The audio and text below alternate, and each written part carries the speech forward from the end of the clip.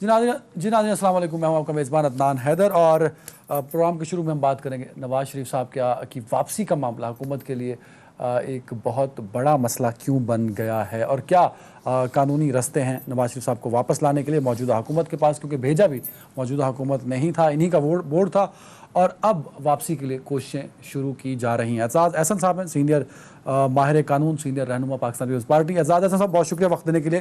Sir, सबसे पहले तो बता दीजिएगा क्या क्या कानूनी रस्ते मौजूद हैं मौजूदा हुकूमत के पास नवाज शरीफ साहब को वापस लाने के लिए। सर, नवाज शरीफ को वापस लाना अब तो मुमकिन इनके लिए नहीं रहा। वो शहबाज शरीफ को अब रोक रखें और मरियम को रोक रखें तो बड़ी बात होगी। नवाज शरीफ को तो बरतानवी अथॉरिटीज या अदालतों ने हवाले करना पाकिस्तान के बड़ा मुश्किल है या भेजना, क्योंकि यहाँ के वुज़रा कह रहे हैं, वफाकी वुज़रा जो हुकूमती पॉलिसी को ही जाहिर करते हैं, वो कहते हैं कि ये वाजिबुल कत्ल है। जो जिस पर भी चार्ज इल्जाम लग गया करप्शन का, वो वाजिबुल कत्ल है। तो जब ये आलम हो, ये इतनी इस किस्म के स्टेट्स हों, तो बरतानवी तो नहीं हवाले करते हैं किसी और मुल्क के जहाँ कत्ल किए जाने का शायबा या अंदेशा हो। और खुद वफाकी वज़रा, खुद सरकार, हुकूमत, क्योंकि कलेक्टिव रिस्पॉन्सिबिलिटी होती है काबीना की। तो सरवर खान जब इस तरह हाथ मार मार के मेज पे कहता है कि जी मुझे वाजिबुल कत्ल है, तो वो तो नवाज शरीफ के वकील वहाँ कहेंगे जिस अदालत में भी मामला गया और ये अदालत में बरतानिया में जरूर जाएगा, या होम ऑफिस वाले भी इसको कंसिडर करेंगे कि अगर ये पाकिस्तान इसको भेज दिया तो इसको इंसाफ नहीं मिल सकेगा। सर, सरवर खान साहब के बयान ने नवाज शरीफ साहब के केस, वापसी के केस को मजीद स्ट्रॉन्ग कर दिया उनके हक में, आप ये कह रहे हैं सर? नवाज शरीफ के हक में स्ट्रॉन्ग कर दिया ना। नवाज शरीफ की तो यही दलील होगी ना, वहां से जब भेजेंगे। यूं तो नहीं हो सकता ना कि उठा के नवाज शरीफ को टैक्सी में डालें और एयरपोर्ट लेके आए रखें और वहां से उड़ा के ले आए। इस तरह नहीं हो सकता। ये किसी अदालत के हुक्म के तहत, बरतानवी अदालत के हुक्म के तहत किसी शख्स को या गैर मुल्की को बरतानिया से खारिज किया जा सकता है। वो एक्सट्राडिशन कहते हैं उसको। तो एक्सट्राडिशन पे एक दलील एक्सट्राडिशन के खिलाफ होती है। यदि वहाँ मुझे इंसाफ नहीं मिलेगा, वहाँ तो सारे दुश्मन है मेरे और वो पहले से फैसला करके बैठे हैं कि इसको मारना है। लेकिन सर साथ में सर मैं बिल्कुल आपके पॉइंट सर मैंने ले लिया। सर मैं एक चीज़ और भी, इखलाकी तौर पे एक बड़ा नारा बुलंद हो रहा है कि इखलाकी तौर पे वापस आ जाना चाहिए नवाज शरीफ साहब को। मैं इस पर ना जरा थोड़ा तारीख में, कुछ महीने पहले जब जरदारी साहब का केस था तो वो पेपर्स पे साइन नहीं कर रहे थे। जब उनसे कहा गया कि उनको रिलीफ मिलना चाहिए, वो जो उनको सजा दी हुई है, तो उनकी बेटी से सिफारिश कराई गई थी। लतीफ़ खोसा साहब बार बार पेपर्स लेके जाते थे, जरदारी साहब वापस भेज। तो जरदारी साहब और जब हम नवाज शरीफ साहब को कंपेयर करते हैं तो वो तो मुल्क से बाहर चले गए, जरदारी साहब मुल्क के अंदर है। तो इखलाकी तौर पे क्या आपको लगता है कि नवाज शरीफ साहब वापस आ जाएंगे और आ जाना चाहिए उन्हें? सर क्या होता है अदनान, क्या बात करते हैं आप? इखलाकी तौर पे गैरत दिलाओ जी उनको कि आप वापस आ जाओ, मुसलमान हो, पाकिस्तान हो, हल्फिया बयान दिया हुआ है अदालत में। वो मामू बना के चले गए हुकूमत को और इनके वुज़रा कह रहे हैं हम लेके आएंगे, ये करेंगे। कैसे लेके आए?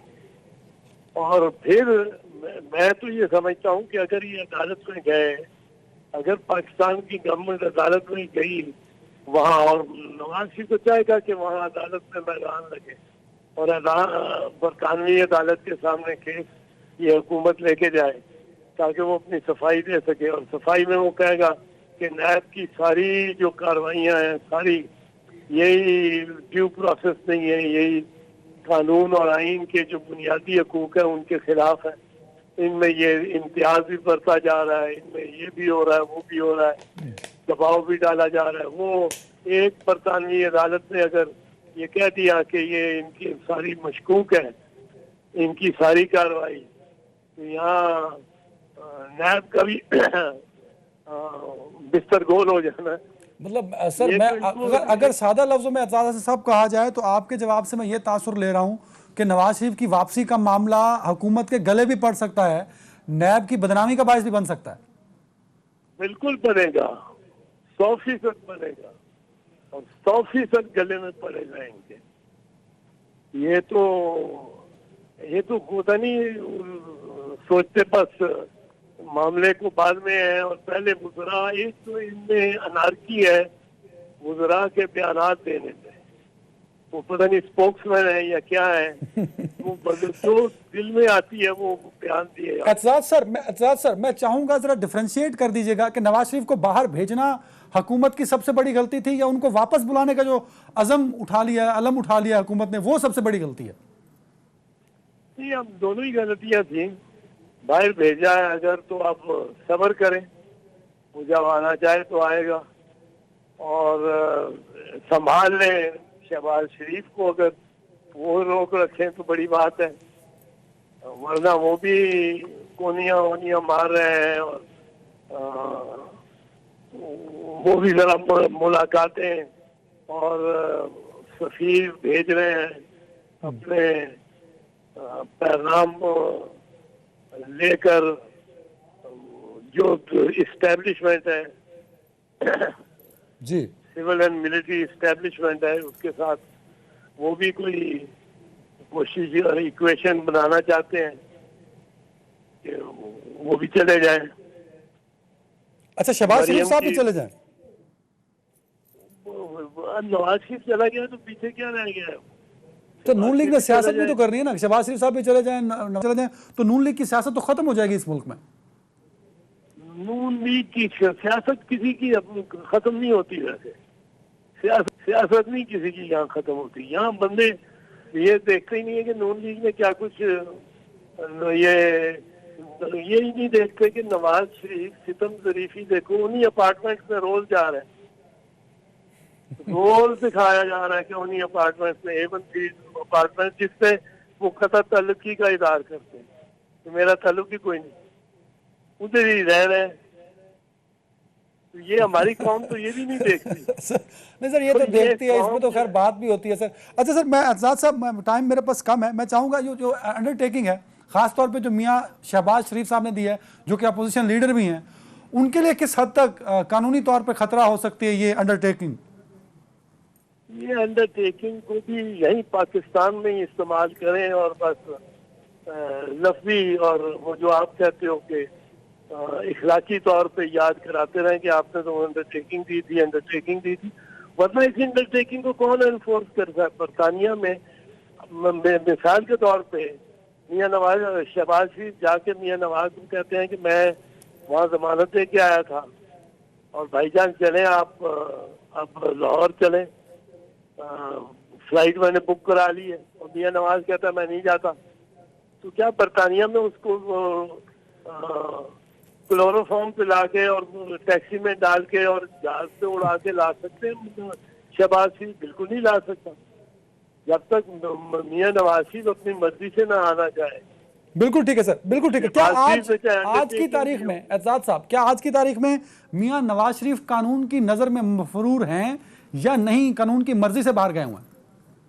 अब मफरूर है, पाकिस्तान के कानून के तहत तो बिल्कुल मफरूर है, इसमें तो कोई शक ही नहीं है। बिल्कुल ठीक है सर। और अदालत के लिए इनको चाहिए एक ही तरीका है कि पाकिस्तान में जिस अदालत के सामने अंडरटेकिंग दी हुई है, या जो इनकी अपीलें हैं, अपील सुनने वाली अदालत इस्लामाबाद हाई कोर्ट मिसाल के तौर पे होगी, जिस अदालत ने इनको इजाजत दी है लाहौर हाई कोर्ट होगी, वहां जाके कहें अपील सुनने वाली अदालत जिसने अपील मियां नवाज की पड़ी हुई है, वहां कहेंगे आप इनकी अपील ही नहीं सुन सकते जब तक वो सरेंडर ना करें, और वो अपीलें डिसमिस करवाएं इनकी बजाय प्रेस कॉन्फ्रेंस करने के। बिल्कुल ठीक है, बिल्कुल ठीक सर। वो अदालत मजबूर होगी अपील से, इनकी कन्विक्शन फाइनल हो जाएगी। बिल्कुल ठीक है सर। इस्लामाबाद हाईकोर्ट मजबूर होगा इससे। आखिरी सवाल पूछना चाहूंगा, सियासी सवाल सर। अपोजिशन के लिए अपोजिशन मुत्तहद होनी चाहिए, APC होनी चाहिए। बिलावल भुट्टो ने बड़ी कोशिश की, शहबाज शरीफ से, मौलाना साहब से भी उनकी मुलाकातें हुई। सर कौन संजीदा नहीं है? मौलाना साहब पीपल्स पार्टी से और नून लीग दोनों से नाराज हैं सर। मौलाना साहब तो संजीदगी तो उनके पिछले धरने में पता लग गई थी। धरना उनका एक मोबाइल धरना था, एक रात इस जगह, दूसरी रात उस जगह, तीसरी रात कहीं और 3 अजला से चंद पठान, कोई 1,500-2,000 होंगे, वो लेके आए थे जोक से, PI खान से और बंधु से। बाकी सारी पठान बेल्ट में भी कोई उनके से मुतहरक नहीं हुआ था इतना। और नवाज शरीफ के साथ और नून लीग के साथ तो जब पीपल्स पार्टी ने कोई जो मतलब है उनके साथ मिलके कुछ कार्रवाई करने की कोशिश की है या हुई है या पॉलिसी हिकमत अमली बनाई है, तो पीपल्स पार्टी को बड़ा सख्त नुकसान हुआ है, बहुत सख्त नुकसान है। तो पीपल्स पार्टी को नहीं मौलाना साहब के साथ चलना चाहिए, आप ये कह रहे हैं सर? मौलाना साहब, और जब मौलाना साहब के साथ मुस्लिम लीग नवाज भी हो तो एहतियात बरतनी चाहिए। पीपल्स पार्टी को बहुत एहतियात बरतनी चाहिए। बिलावल साहब तो खुद मिलने गए, खुद कॉल्स करते हैं सर, कॉल पे बात करते हैं। मैं तो अपनी ओपिनियन दे रहा हूँ और मैं उनको भी दे चुका हूँ ओपिनियन। पीपल्स पार्टी को एहतियात करनी चाहिए। इससे ये नफे का सौदा नहीं है नवाज शरीफ के साथ मिलना कभी भी। और मौलाना साहब के साथ भी सर, दोनों के लिए कह रहे हैं, नवाज शरीफ, शहबाज शरीफ और मौलाना साहब तीनों के साथ? मौलाना साहब तो सीरियस है ही नहीं। मौलाना साहब संजीदा ही नहीं है APC के लिए सर? नहीं, कोई संजीदा नहीं। अच्छा, नहीं है संजीदा। बिल्कुल ठीक है, बहुत शुक्रिया। एजाज हसन साहब मेरे साथ थे, मेरे साथ ज्वाइन कर चुके हैं प्रोग्राम के शुरू से ही, जनरल रिटायर्ड अमजद शुएब साहब। सर बहुत शुक्रिया वक्त देने के लिए। अमीर अब्बास साहब, सीनियर तज्जियाकार। जनरल साहब आपसे शुरू करना चाहूँगा, तो बात मैं कराची पर करनी है, लेकिन मैं चाहूँगा एजाज साहब की जो बात थी उसी को कंटिन्यू करते हैं। जो आखिरी पॉइंट था मुत्तहदा अपोजिशन के हवाले से मैंने पूछा, वो कहते हैं कि मेरा सवाल तो ये था कि शायद बिलावल और नून लीग संजीदा नहीं है। एजाज साहब कह रहे हैं कि मौलाना साहब खुद संजीदा नहीं है सर। देखिए, बात यह है कि अगर तो हुकूमत जाती है और एक कारजी सेटअप आता है और उसके बाद इलेक्शन होते हैं, तो आप सबका हाल देख लीजिए। नून लीग के नवाज शरीफ साहब बाहर हैं, लिहाजा कैंपेनिंग में वही लीड किया करते हैं। नून लीग के मसला होगा, वो शायद संजीदा न हो इसमें। फिर आप देख लें पीपल्स पार्टी, जो सिंध का हशर हुआ पड़ा है, पीपल्स पार्टी को तो फिक्र होगी कि हो सकता है सिंध में भी उनको कल को इलेक्शन ना हो जीत, जो उन्होंने सिंध के साथ किया है। फिर आप इनका देख ले मौलाना का। मौलाना जिन पत्तों पे तकिया करके बैठे वो तो हवा दे रहे हैं। उनको तो नजर आ रहा है कि उनको पहले ही देखो ना, मौलाना के साथ मुशावरत तक नहीं की जाती जब ये वोट देते हैं पार्लियामेंट में, तो मौलाना को अपनी हैसियत समझनी चाहिए। उनसे तो मुशावरत तक नहीं की जाती। जिस पार्टी की अपनी 5-6 सीटें हों, वो क्या इससे हल है कि अपने तौर पे वो हुकूमत बदल देगी? वो तो नहीं कुछ कर सकते। नहीं सर, जनरल साहब आपकी बात से मैं इत्तेफाक करता हूं, लेकिन मेरा सवाल सर जो कॉन्टेक्स्ट है वो एजाज साहब के जवाब से है कि मौलाना साहब संजीदा नहीं है। हम सबको तो मौलाना साहब ही एक्टिव नजर आते हैं सर अपोजिशन में। देखिए, मौलाना संजीदा होना ना होना बेकार है। मौलाना कुछ कर सकता है तो आप बात करें। संजीदगी का ताल्लुक उसके कुछ करने से है ना।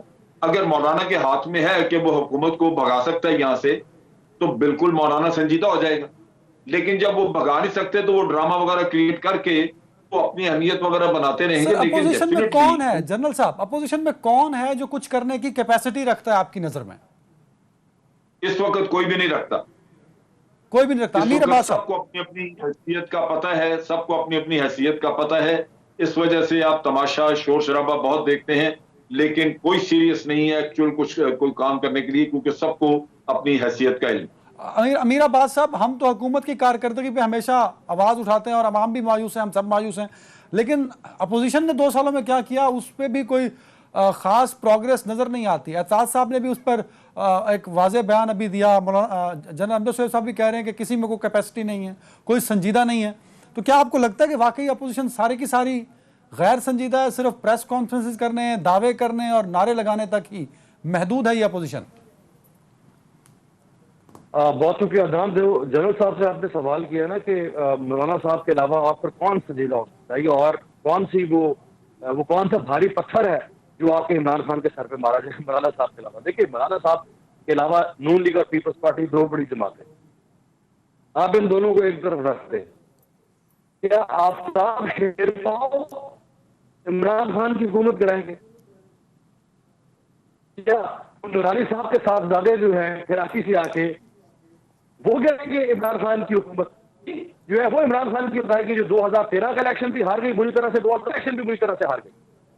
ये नहीं गिरा सकते इमरान खान की हुकूमत। इमरान खान की हुकूमत अगर गिराएगा कोई तो वो PMLN और पीपल्स पार्टी, जब तक ये साथ मौलाना साहब के खड़े नहीं होंगे, मौलाना साहब जो है वो इमरान खान साहब का बाल बीका नहीं कर सकते। ये बात तय शुदा है। लेकिन सर ये तो बड़ी अजीब कंडीशन लगा दी अमीर भाई, आप खुद जर्नलिस्ट हैं सर। क्या ये मुमकिन है कि पीपल्स पार्टी, नून लीग और मौलाना साहब तीनों एक पेज पर आ जाएं सर? देखिए, इन तीनों के दरमियान कुछ इख्तलाफात हैं और इन तीनों के कुछ मुश्तरका मफादात हैं। इनके मुश्तरका मफादात क्या है? पहला ये कि जितने भी केसेस हैं करप्शन के, वो सारे केसेस खत्म हो जाएं। इनका दूसरा मुश्तरका मफाद यह है कि नैब को बुलडोज कर दिया जाए, नैब को खत्म कर दिया जाए। और इनका तीसरा मुश्तरका मफाद यह है कि इमरान खान की हुकूमत गिरा दी जाए।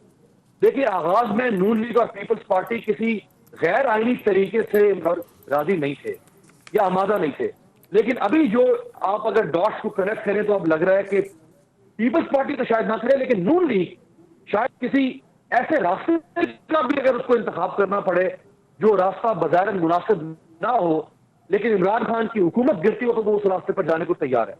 क्योंकि जितने केसेस इस वक्त चल रहे हैं, अब देखिए तोशा खाना रेफरेंस केस में अदनान पर्दे जुर्म आयद होने जा रही है।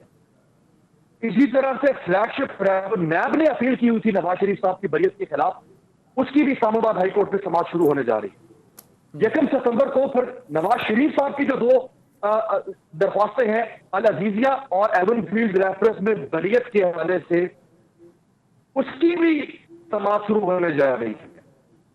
तो हर तरफ से मामला जो है वो सख्त होता जा रहा है नवाज शरीफ और खासतौर पर शरीफ फैमिली के लिए चुकी है। मनी लॉन्ड्रिंग केस में आयद हो चुकी है शहबाज शरीफ साहब के हवाले। अब मुश्तरका मफादात हैं 3, लिहाजा जब ये 3 मुश्तरका मफादात को अगर आप सामने रखें तो फिर आपको ये नेशनल अलायंस बनता हुआ नजर आएगा नून लीग, पीपल्स पार्टी और मौलाना साहब का।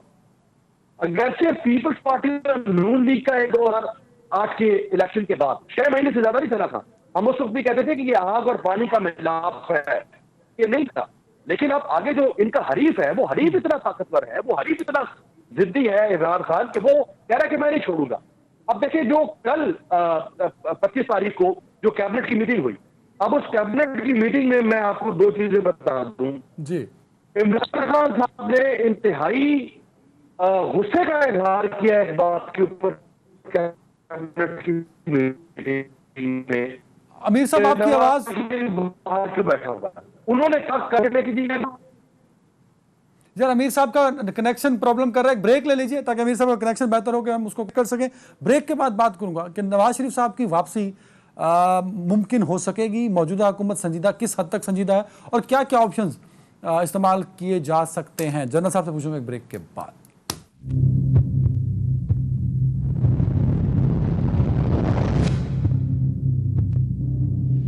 Welcome back. जनरल साहब 3 पॉइंट, 2 चीजें हैं सर। एक तो ये 3 पॉइंट्स जो अमीर अब्बास साहब ने बताया कि मुश्तरका हो सकते हैं पीपल्स पार्टी, नून लीग और मौलाना साहब के, क्या ये वाकई मुमकिन है? उनके केसेस, नैब को बुलडोज करना, इमरान खान साहब की हुकूमत गिरा देना, मतलब बातें तो उनकी तीनों की ये तो हैं। क्या इन 3 पॉइंट्स पे तीनों पार्टीज इकट्ठी हो सकती हैं? एक, और दूसरा, क्या ये मुमकिन है इमरान खान साहब की हुकूमत के लिए कि वो नवाज शरीफ साहब को वापस ला सकें? और अगर वापस आते हैं तो नवाज शरीफ साहब जिनकी कोताहियों की वजह से गए थे, उनका इमरान खान साहब क्या करेंगे सर? देखिए, पहली बात तो ये कि इकट्ठे होने के लिए नैब का पॉइंट जो है वो बड़ा कॉमन पॉइंट है, सबका दुख है। और एक ही जब आपका दुश्मन एक हो जाए सबका, तो एक वजह बन सकती है आपके इकट्ठे होने की। लेकिन उसमें देखने की बात यह है कि मौलाना का जहां तक ताल्लुक है, मौलाना के ऊपर तो नैब के केसेस नहीं है, दूसरों के ऊपर है। अब वो केसेस जो है वो क्या हुकूमत बदलने से या एजिटेशन करने से क्या खत्म हो जाएंगे? सर जेयूआई फे के रहनुमाओं पे तो हैं, दुरानी साहब पे और बाकी लोगों पे। वो एक इक्का दुक्का, मौलाना के भाई पे भी हैं, ज़ियाउर रहमान। और शायद उस पे भी हो। नहीं उस पे हैं, दूसरी उनके बात भाई पे भी है हैं, सही कह रही है। कि ये जो काम उन्होंने करना है इसके दो ही तरीके हैं नैब के खिलाफ। एक तो ये कि नैब ऑर्डिनेंस में जिस तरह ये उन्होंने बड़े डटाई से ऐसी ऐसी तरामीम पेश की जी कि आदमी हैरान रह जाता है। तो एक तो वो तरामीम अगर मान जाए कोई, तो तब अगर वो नहीं होता तो बाकी तो सिस्टम जो है वो सारा इनका ताबे है। ये प्रोसेस जरा थोड़ा सा लेंथी और तकलीफदेह होता है, लेकिन जो लोग भी इस प्रोसेस से गुजर के बरी होते हैं वो अपनी सियासत भी बचा लेते हैं और अपना पैसा भी, और फिर आपके सर पे नाचते हैं, आपको कहते हैं जनाब हम तो अदालतों से छूट के आए हैं, तो कोई सबूत नहीं, कुछ नहीं, हमें ऐसे बिला वजह दुश्मनी की बिना पे जलील किया जाता रहा। ये वो चीज है जो वो एक्चुअली चाहते हैं जी कि सियासत भी बची रहे और पैसा भी बचा रहे। तो सिस्टम यहाँ पे बड़ा कमजोर है। सिस्टम देखें, ये मसलन नैब आप ले लें या कोई भी आप FBI ले लें, कोई अदारा ले लें, पिछले 10-12 साल में दो हुकूमतों ने हर जगह अपने लोग भर्ती किए हैं। ये जो अदारे हैं ये इंडिपेंडेंट नहीं रहे हुए, ये बहुत हद तक पॉलिटिसाइज्ड हैं और फेवर करते हैं लोगों को। नतीजा ये कि आप एक अगर नैब से तवक्को करें, काम तो वो लंबा चलाएंगे करेंगे, लेकिन इंक्वायरी कमजोर होगी, उसमें ऐसे लूप होल छोड़े गॉट द जाएंगे। पॉइंट। लेकिन सर पॉइंट आपका ये है कि तीनों पार्टीज इकट्ठे हो सकती हैं। आप अमीर साहब की बात से इत्तेफाक कर रहे हैं। लेकिन अब जहां तक नवाज शरीफ का ताल्लुक है लाने का, जी वो सवाल ही पैदा नहीं होता कि ये हुकूमत उसको ला सकती। आसान तरीन तरीका यहां था कि जनाब आप उस अदालत में जाएं जिसमें इसने शहबाज शरीफ साहब ने एक गारंटी दी थी, जो अंडरटेकिंग दी हुई है, उस अदालत में जाएं और उसको कहें कि जनाब आप अंडरटेकिंग कॉल करें। एक आदमी जमानत पे जाता है तो जो जामिन है उसकी जमानत जब्त हो जाती है, तो जामिन जो है वो यहां मौजूद है, उसको कुछ भुगतना होगा। जहां तक ताल्लुक है मियां साहब का, वो तो गए, अब वो आएंगे तब। अगर आप देखें ना, अचानक इस्लामाबाद हाई कोर्ट में सारे केस खुल गए, उनकी अपीलें शपीलें खुल गई, क्या हुआ? वो बड़ी उम्र से सरदखाने में पड़ी हुई थी, अब अचानक क्यों निकल आई? तो वो निकल आई तो मेरा ख्याल है कि वो खत्म हो जाएंगे, केसेस छूट जाएंगे, तो मियां साहब भी आ जाएंगे। इससे पहले नहीं आने लगे वो।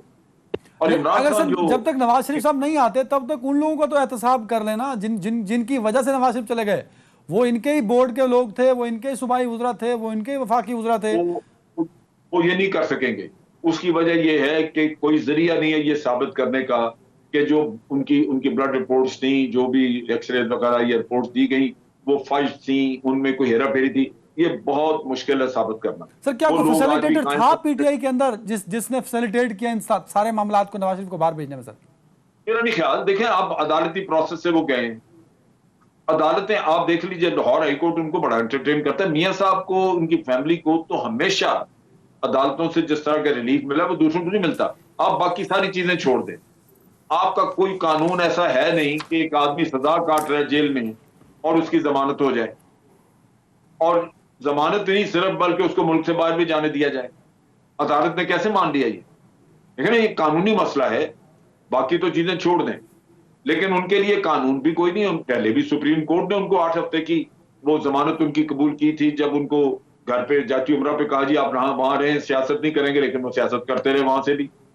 सुप्रीम कोर्ट आप ने कह रहे हैं कि वापस नहीं आ रहे नवाज शरीफ? सर पॉसिबल नहीं। जी सवाल ही अमीर अब्बास साहब, क्यों आए? बड़ा अमीर अब्बास साहब, क्या सर ये बता दीजिए कि नवाज शरीफ साहब की वापसी का मामला इतना हाईलाइट क्यों कर रही है ये गवर्नमेंट, जबकि तमाम लोग ये कह रहे हैं, जनरल साहब की भी यही राय है, और शायद उनको भी पता है कि वो वापस नहीं ला सकते, तो फिर इस पे इतनी पॉलिटिकल बहस क्यों हो रही है, सियासी पॉइंट स्कोरिंग क्यों कर रही है पाकिस्तान तहरीक इंसाफ? देखिए अदनान, एक तो नवाज शरीफ साहब को अब हुकूमत ना भी लाए तो नवाज शरीफ साहब को खुद आना पड़ेगा। उसकी वजह यह है कि तोशा खाना रेफरेंस केस में वो इश्तिहारी होने जा रहे हैं। अगली समात जो 9 सितंबर को है उसमें मुमकिन है कि इनको इश्तिहारी करार दे दिया जाए। दूसरा केस जो इनकी जो 2 जमानतों की दरख्वास्त है उसमें भी इनको या तो अदालत इस्तिस्ना दे मेडिकल ग्राउंड्स के ऊपर, जिसके लिए इनको ठोस डॉक्यूमेंट्स दिखाना पड़ेंगे अदालत को, इस्लामाबाद हाई कोर्ट। हुकूमत का जहां तक ताल्लुक है, मुझे लगता है कि हुकूमत इनको लाना चाहती भी है और नहीं भी लाना चाहती। अच्छा, हुकूमत अगर इनको ले आए तो इसमें हुकूमत का फायदा भी और नुकसान भी है। बड़ी दिलचस्प कॉम्बिनेशन है, जरा आप सुनिएगा। जी देखिए, हुकूमत इनको अगर ले आती है तो उसमें फायदा क्या है? फायदा यह है कि हुकूमत इनको फौरी तौर पे अडयाला जेल में डाल देगी या कोट लखपत जेल में डाल देगी, और हुकूमत कहेगी देख ले जी, हम तो पहले कहते थे कि हमें मौका मिलेगा तो हम नवाज शरीफ का एहतसाब करेंगे। ये होगा हुकूमत का फायदा, पॉलिटिकल माइलेज मिलेगी उसके अपने वोट बैंक में। अब हुकूमत का नुकसान ये होगा कि नवाज शरीफ जेल में बैठकर भी सियासत करेगा। याद करें, जब 27 अक्टूबर को मौलाना फजल रहमान साहब ने लॉन्ग मार्च, आजादी मार्च शुरू किया था, तो उसी मार्च के दौरान शहबाज शरीफ साहब की मुलाकात हुई थी नवाज शरीफ साहब से कोट लखपत जेल में। हुई थी, बिल्कुल सही कह और रहे हैं। नवाज शरीफ साहब ने शहबाज शरीफ साहब से कहा था कि आप जाके लीड करें, क़यादत करें, लेकिन शहबाज शरीफ साहब ने बीमारी का बहाना बनाकर लीड करने से माजरत कर ली थी। आपको याद होगा कि जो जुमेरात का दिन है, ये नैब के कैदियों की मुलाकात का दिन है, और नवाज शरीफ नैब का कैदी वो कोट लखपत जेल में होगा। हर जुमेरात को कोट लखपत जेल के बाद एक पूरा जुमा बाजार लगेगा और एक पूरा शो हुआ करेगा। उस शो में नून लीग के लोग जाया करेंगे, शरीफ फैमिली जाया करेगी, मीडिया की डीएसएनजी वैन्स होंगी, लोग जाएंगे, जाते हुए मनाजिर, फिर बाहर निकलेंगे, बाहर आते हुए मनाजिर, फिर वो वहां पे मीडिया टॉक करेंगे और इमरान खान पर बैशिंग करेंगे और कहेंगे कि इमरान खान ने हमारे कायद को विक्टिमाइज किया हुआ है, अपने पॉलिटिकल वोट बैंक को सिंपथाइज करेंगे। ये हर हफ्ते और हर जुमेरात के दिन ये शो चला करेगा। ये होगा हुकूमत के लिए नुकसानदेह नवाज शरीफ का आना। नवाज शरीफ ने सियासत करनी है, ये आप भूल जाएं। ये वो नवाज शरीफ है कि जो सुप्रीम कोर्ट से डिस्क्वालीफाई होने के बावजूद, जिसने पाकिस्तान की पार्लियामेंट से ये तरमीम करवा ली थी कि मैं ताहयात कायद रह सकता हूं, बावजूद डिस्क्वालिफिकेशन के। वो तो बाद में जाके साकिब निसार साहब ने जाके उस तरमीम को जो है वो खत्म किया, जो इन्होंने कानून मंजूर किया। नवाज शरीफ रिटायरमेंट लेने के मूड में नहीं है, ये आप ज़हन में रख लें। लेकिन सर ये बता दीजिए कि ये जो सारी बहस चली है, इसका कोई पीपल्स पार्टी को कोई एक्सपोज होने का भी तो खतरा है ना सर। अब जो पिछली बार जो जनरल साहब से मैंने पूछा था कि भाई उन्हीं का बोर्ड था, फिर वो डॉक्टर फैसल साहब जो बड़े काबिल हैं इमरान खान साहब की नज़र में कि पूरा मुल्क उनके हाथ थमा दिया, उनकी गारंटी ली गई कि हाँ नवाज शरीफ की हालत बहुत ख़राब है, तो उनको भी तो एक्सपोज करना चाहिए कि नहीं सर? देखिए, बिल्कुल एक्सपोज करना चाहिए, लेकिन अदनान आप एक लम्हे के लिए खुद को 17 नवंबर 2019 के दिन में महसूस करें कि आज का दिन है 17 नवंबर 2019, जिस दिन नवाज शरीफ को जमानत मिली थी लाहौर हाई कोर्ट से। मनाजिर जरा उस वक्त देखें और उस वक्त मीडिया के ऊपर हाउकार सुने। प्लेटलेट्स 2000 पे गिर गए, नवाज शरीफ के मसामों से खून निकलने वाला है, नवाज शरीफ के मसूड़ों से खून निकलने वाला है, नवाज शरीफ शेव नहीं कर सकेगा, शेव करेगा तो जिल्द से खून निकल आएगा। ये बैन और वो माहौल तो याद करें कि बना क्या दिया गया था। उस माहौल के अंदर इमरान खान की जगह पे कुछ जितना भी कोई हरकुलीस भी बैठा हो, अगर इस जमाने का तुगरल भी बैठा होता तो वो भी नवाज शरीफ को छोड़ देता। नहीं अमीर भाई मैं आपकी बात से एग्री कर रहा हूं सर। मेरा सवाल यह कि वो बनाया किसने भाई, वो सिचुएशन क्रिएट किसने की? कोई ना कोई तो उसका डायरेक्टर प्रोड्यूसर था। उसका डायरेक्टर, प्रोड्यूसर, फाइनेंसर और कैरेक्टर, वो चारों जो है वो उसमें मीडिया शामिल था, उसमें इनके लॉबिस्ट शामिल थे, उसमें इनका मीडिया सेल शामिल था पीएमएलएन का, और उसमें पीएमएलएन और पीपल्स पार्टी, मौलाना फजल रहमान, ये सब शामिल थे। इन सब ने एक ऐसा सर, अगर ये आपकी बात दुरुस्त है, मैं रोज ये सवाल पूछता हूं कि ये तो बहुत बड़ा सवालिया निशान है पीटीआई की और मौजूदा हुकूमत की कैपेबिलिटी का, उनकी कैपेसिटी का, कि उनको महीनों डॉज करते रहे और उन्हें पता न लगा, बल्कि 9 महीने बाद 10 महीने बाद अब पता लगा उन्हें कि यार ये हो गया था हमारे साथ पिछले साल। देखिए अदनान, अब प्लेटलेट्स जो है उनका होता है कि कम से कम 1,40,000 से 4 लाख तक प्लेटलेट्स होने चाहिए। अगर 1,40,000 है तो इसका मतलब है आप नॉर्मल और फिट इंसान है। यार, जब एक 70 साल का आदमी जिसकी हार्ट सर्जरीज हो चुकी हैं, जो डायबिटीज का पेशेंट है, जिसके किडनी का मसला है, उसके प्लेटलेट्स अगर आप रोजाना 5-5 हजार गिरा रहे हैं, रोजाना गिराए जा रहे हैं, और आपने 2,000 पर लाकर खड़े कर दिए, तो भाई फिर क्या होगा? फिर 500 हुक्मरान। देखिए, भुट्टो आपको याद है? नहीं, आप बाईपास कर गए सर। वो सर कम से कम इस गवर्नमेंट की कैपेसिटी पे तो बात कर लें कि इनको नजर ही नहीं आया, इनके नाक के नीचे से सब कुछ हो गया और ये बैठे रहे सारे, बल्कि गवाहियां देते रहे कि हाँ खुदा की कसम हो रहा है। वो इसलिए एक ब्रेक ले लेने अमीर भाई, के बाद आखिरी हाफ होगा जिसमें बात करेंगे कराची जहां अब्र रहमत लोगों के लिए वबाल जान बन जाता है।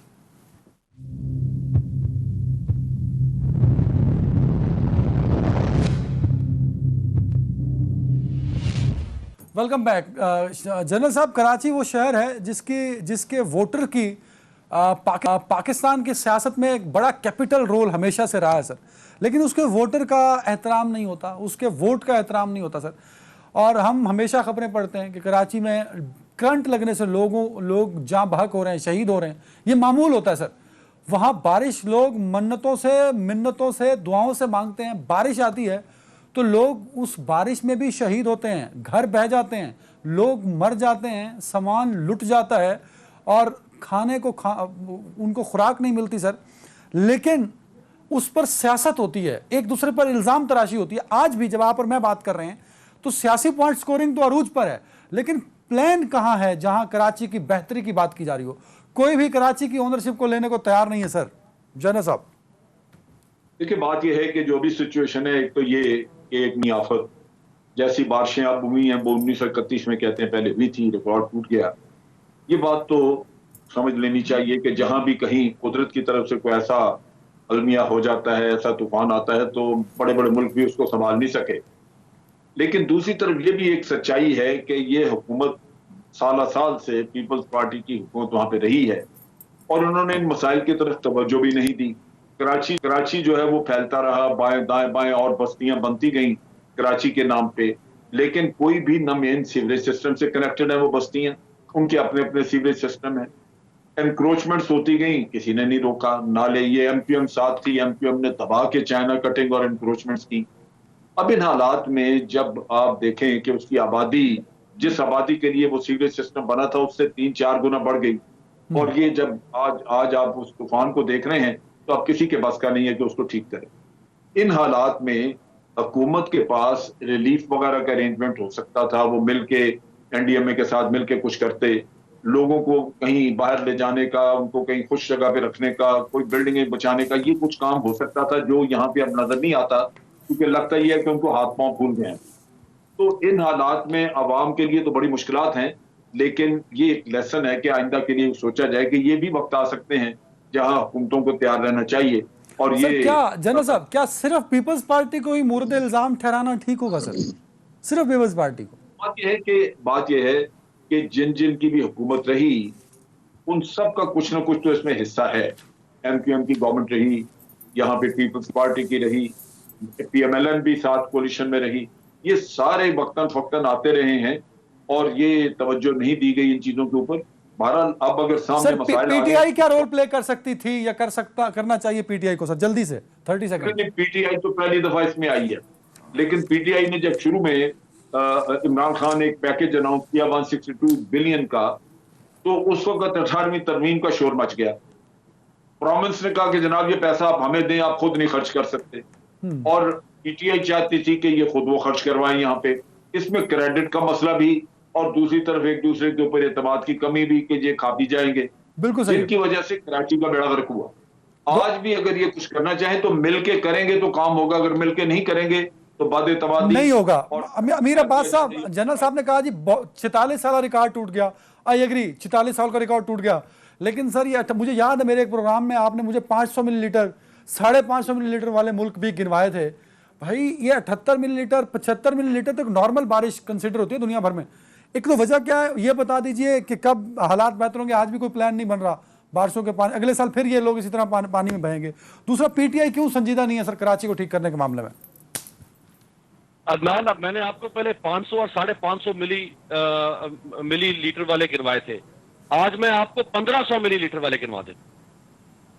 टोक्यो, जहां सालाना 1500 मिलीमीटर बारिश होती है, सालाना 1500 मिलीमीटर, लेकिन टोक्यो में छप्पर नहीं बनते हैं। टोक्यो में कराची की गलियों की तरह लोग गटरों के गंदे और गलीज खाना ज्यादा पानी में तैर नहीं रहे होते। टोक्यो के घरों के अंदर फर्नीचर और लोगों का कीमती सामान के गंदे पानी में बहता नहीं है। टोक्यो ने किया क्या? अगर आपके हुक्मरानों की मत मारी हुई है तो इसमें खुदा के ऊपर तो नाउजुबिल्लाह ना लगा देना इल्जाम के अल्लाह ने अजाब नाजिल कर दिया। मत आपकी मरी हुई है भाई, ये कोई खुदाफत खुदाबंदी नहीं है। सुने जरा, जब टोक्यो में ये सूरत हाल होती थी तो उन्होंने जेरे जमीन बड़े बड़े कुएं खोदे, उन कुओं में 20 फुट ऊंचे सतून गाड़े और फिर कई कई किलोमीटर तवील गारें बनाई। इसके ऊपर $3 अरब खर्च किए और इसको कहा जाता है दुनिया का सबसे बड़ा रेन डिफेंस सिस्टम। सर ये नहीं पॉसिबल। अमीर मत मारी भाई, हुई है अमीर आपकी। भाई, मेरे पास आखिरी मिनट है। क्या अगले साल भी कराची के अवाम यूं ही पानी में बह जाएंगे या कुछ अगले साल बेहतरी होगी, ये बता दीजिए सर। 100 साल अल्लाह आपको जिंदगी दे और मुझे भी दे, 100 साल तक ये ठीक नहीं होगा। 100 साल तक भाई, जिस तरह कराची की प्लानिंग हुई है, अब आप इसके ऊपर या तो कारपेट बॉम्बिंग करें, खुदा ना खास्ता कारपेट बॉम्बिंग करके सारे शहर को मिसमार करके एक नया प्लांट सिटी खड़ा करें। इसके अलावा क्या करेंगे अब आप? बगैर आप तबाही बर्बादी किए वहां पे चीजों को गिरा के तोड़ फोड़ करके निजाम देखे ना। अगर आपने सीवरेज के पाइप नहीं डाले, अगर डाले हैं तो छोटे डाले हैं, 1000 की आबादी के लिए डाले हैं, वहां पे 1 लाख की आबादी हो गई है, तो कैसे कोई मुआवजा हो सकता है? तो फरिश्ते हैं कि वो आपके पाइप जो बंद हुए में उनको चौक पाइपों को खोलेंगे, कैसे हो सकता है? कोई साइंस लगाएंगे ना, आप कोई निजाम बनाएंगे ना, कोई विजन लेकर आएंगे ना, कोई बिल्कुल planning सही लेकर है। आएंगे ना। There is no system, there is no planning. और अगर यही हालात रहे तो कराची की आवाम अगले साल भी अपना सामान, अपनी जिंदगी बचाते हुए इस बारिश में वक्त गुजारेगी। अपना ख्याल रखेंगे नाजरीन। अल्लाह हाफ़िज़।